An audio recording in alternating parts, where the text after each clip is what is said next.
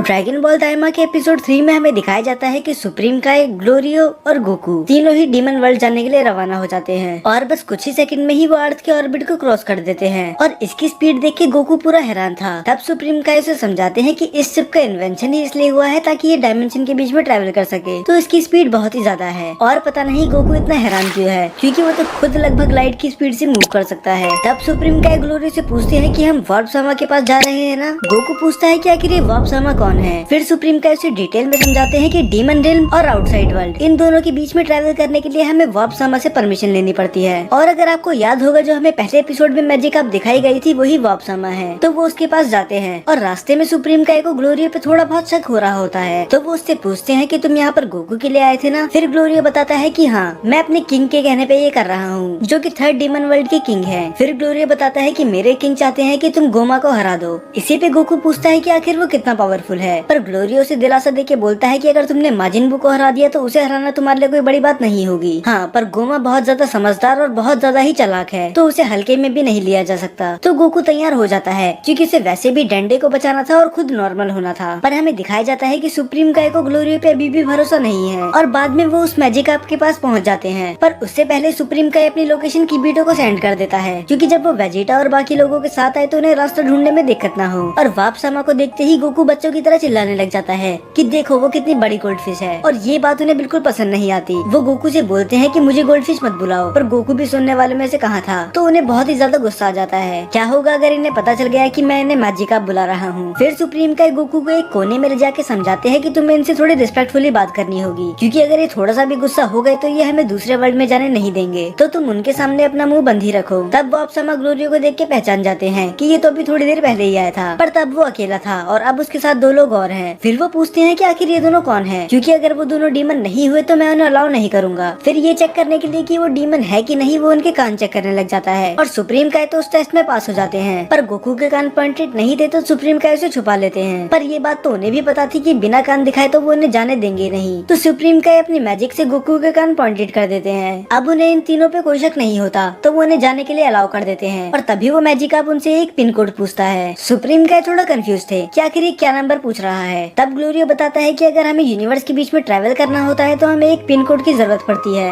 ये सुप्रीम काई के लिए बिल्कुल नया था, उन्हें इसके बारे में कुछ नहीं पता था। तो वे किबीटो को इन्फॉर्म करने वाले होते हैं कि इधर एक पिन कोड भी होता है, कि जब इधर वेजिटा और पिकलो आए तो उन्हें दिक्कत ना हो। पर इससे पहले वो किबीटो को कुछ बता पाते वो मैजिक ऐप उन्हें निकल जाती है और वो एक टोर्नेडो से होते हुए एक वर्ल्ड में चले जाते हैं। उस वर्ल्ड में होते हैं 3 gates, demon world first, second और थर्ड। ग्लोरियो तीसरा वर्ल्ड चुनता है, पर सुप्रीम काई बहुत ज्यादा कंफ्यूज थे कि गोमा तो फर्स्ट वर्ल्ड में रहता है, तो हम तीसरा वर्ल्ड क्यों चुन रहे हैं। फिर ग्लोरियो एक्सप्लेन करता है कि मेरे किंग थर्ड वर्ल्ड में रहते हैं। पर ये सुनने के बाद उनका शक और ज्यादा बढ़ जाता है, क्योंकि यूनिवर्स के बीच में ट्रैवल करने की इजाजत बस उसे ही है जो फर्स्ट डीमन वर्ल्ड में रहता है। तो आखिर ग्लोरियो ये काम कैसे कर रहा है, और यही सवाल उससे सुप्रीम काई भी पूछते हैं। तब वो बताता है कि वो फर्स्ट डीमन वर्ल्ड में भी काम करता है और अब तो मुझे भी इस पे शक हो रहा है। और इसके बाद वो एंटर हो जाते हैं डीमन वर्ल्ड में और वो शॉट बहुत ही ज्यादा कूल था। तब सुप्रीम काई बताते हैं कि मैं किबीटो के साथ कांटेक्ट नहीं कर पा रहा हूँ, क्योंकि अब वो एक अलग ही डायमेंशन में है। तब गोकू देखता है कि ग्राउंड में बहुत ही बड़ा होल था, जिसे एक शील्ड से प्रोटेक्ट करा गया है। तब सुप्रीम काई बताते हैं कि इसी होल से फर्स्ट डीमन वर्ल्ड और सेकंड डीमन वर्ल्ड कनेक्ट हैं। और वो ये भी बताते हैं कि जब वो छोटे थे तब ये शील्ड यहाँ पर नहीं थी, इसे बाद में लगाया गया है ताकि कोई एक वर्ल्ड से दूसरे वर्ल्ड में ना आ सके। और वो ट्रेवल कर ही रहे होते हैं तभी वो देखते हैं एक बहुत बड़ा स्टैचू, और वो कोई और नहीं हमारे डीमन किंग डाबूरा थे, जो कि वहाँ के प्रीवियस किंग रह चुके हैं, जिन्हें माजिन बू ने चॉकलेट बना के खा लिया था। तब गोकू बोलता है कि उसे बाहर जाना है, उसे यहाँ की हवा देखनी है कि कैसी है। और वो बाहर जाके ही अपने कुछ फाइटिंग मूव चेक करता है और वो देखता है कि उसकी मूवमेंट बहुत ही ज्यादा स्लो हो चुकी है। तब ग्लोरियो से बताता है कि ये इधर की गैस की वजह से है, जिसकी वजह से यहाँ की एयर बहुत ज्यादा थिक हो चुकी है। तभी गोकू वहाँ पर एक जानवर का पीछे करने लग जाता है और वो उसका पीछे करते करते एक जगह पे गिरने वाला था। तब ग्लोरियो उस पे चिल्लाता है कि ऐसे बच्चों वाली हरकतें मत करो, क्योंकि अगर तुम सी ऑफ डार्कनेस में चले गए तो तुम नहीं जानते कि तुम्हारा क्या होगा। और मुझे तो लगता है कि गोकू आने वाले एपिसोड में इसमें जरूर जाएगा। और हमें ये भी दिखाया जाता है कि कुछ लोग गोकू को देख रहे होते हैं और वो कुछ ही देर बाद उस पे तीरों से अटैक भी कर देते हैं। पर वो तीर इतने स्लो थे कि गोकू तो उन्हें नींद में भी डॉज कर ले, तो वो अपने तीर से उन पे अटैक कर ही रहे होते हैं। पर ग्लोरियो बीच में आके उनको भगा देता है और उसके बाद वो अपने शिप में वापस चले जाते हैं। ग्लोरियो उनसे बोलता है कि आज रात हम होटल पे ही रुकेंगे और कल सुबह होते ही हम यहाँ से चले जाएंगे। और उस सभी टाउन के लोग गोकू को देख रहे होते हैं, क्योंकि ग्लोरियो और सुप्रीम काई के कान तो पॉइंटेड थे, पर गोकू उन सबसे अलग था। तब वो तीनों ही एक होटल में जाते हैं। तब ग्लोरियो उनसे पूछता है कि अगर तुम दोनों एक ही रूम में सो जाओगे तो कोई दिक्कत तो नहीं नहीं है ना। तब सुप्रीम काय बोलते हैं कि उन्हें कोई दिक्कत नहीं है, तो वो रूम बुक करने चले जाते हैं और वो 30,000 एक रूम के लिए मांग रहा होता है। पर ग्लोरियो को भी पता था कि ये कुछ ज्यादा ही है, तो वो उससे पैसे कम करने के लिए बोलता है। पर जब इतना बोलने के बाद भी वो नहीं मान रहा था, तो ग्लोरियो से अपनी गन दिखाता है और तब वो प्राइस घटा के 30,000 से 5,000 कर देता है। इसके बाद गोकू बोलता है कि मुझे ट्रैवल करके बहुत ज्यादा भूख लग रही है, पर वो ठीक जाने से पहले ही खा के आया था, पर वो और कर भी क्या सकते थे। तो वो पास वाले रेस्टोरेंट में खाना खाने चले जाते हैं। फिर गोकू बोलता है कि उसे उतनी भी भूख नहीं लग रही, तो वो बस 5 ही बर्गर खाएगा और वो एक बर्गर ही 10 बर्गर के बराबर था। और वहाँ पर सब लोग गोकू को ही देख रहे थे क्योंकि उसके कान बिल्कुल भी डीमन की तरह नहीं थे। तो ऐसे ही गोकू को कुछ लोग अप्रोच करते हैं, पर ग्लोरियो उसे आसानी से हरा देता है और गोकू तो उन्हें सीरियसली ले भी नहीं रहा था।